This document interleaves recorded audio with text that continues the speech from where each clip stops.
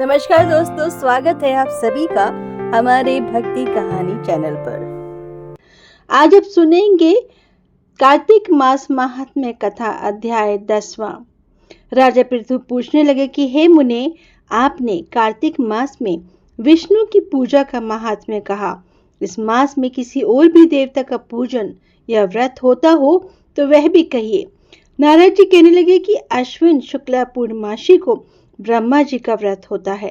कार्तिक कृष्ण चतुर्थी को गणेश जी का तथा अष्टमी व अमावस को श्री लक्ष्मी जी का पूजन होता है।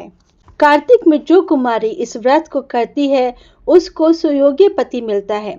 जो विवाहित स्त्री इस व्रत को करती है उसका सौभाग्य अटल रहता है।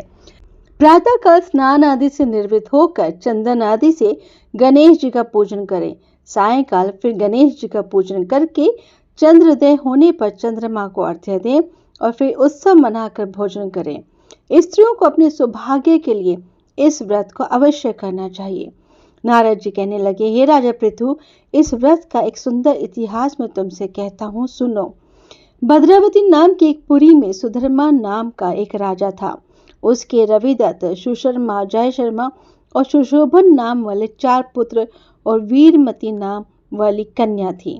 उस कन्या वीरमती का विवाह देवव्रत के साथ हो गया। वे दोनों बड़े ही प्रेम के साथ रहते थे। एक दिन अचानक घर में बैठे हुए देवव्रत को सांप ने काट लिया, जिससे उसकी मृत्यु हो गई। वीरमती बहुत जोर से रोने लगी और चिल्लाने लगी। उसके चारों भाई तथा माता पिता भी वहां पर पहुंच गए और सारी पूरी दुख रूपी समुद्र में डूब गई। उसी समय दुखों को दूर करने वाले पुलस्त्य ऋषि भी वहां पर पहुंच गए। राजा ने हाथ जोड़कर कहा कि महाराज, कौन से पाप कर्म से मेरी यह कन्या विधवा हुई है।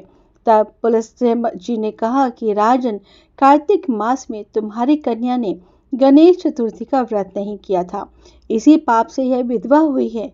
फिर पुलस्त्य जी कहने लगे कि एक समय ब्रह्मा, विष्णु, महेश, इंद्र आदि सब देवता दैत्यों के नाश का उपाय सोचने के लिए एकत्रित हुए। उस समय ब्रह्मा जी ने कहा कि गणेश चतुर्थी का व्रत सब दैत्यों का विनाश करने वाला है। तब समस्त देवताओं ने कार्तिक कृष्ण चतुर्थी का व्रत किया और दैत्यों के ऊपर विजय पाई।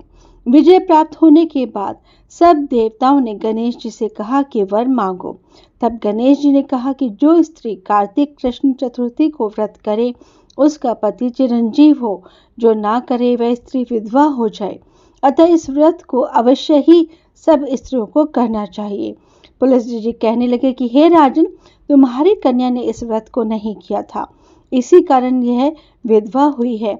यदि वह अब भी इस व्रत को करे तो उसका मृतक पति भी वापस जीवित हो सकता है। यह कहकर ऋषि तो चले गए और राजा ने अपने जमाई के मृतक शरीर को तेल में डलवा दिया।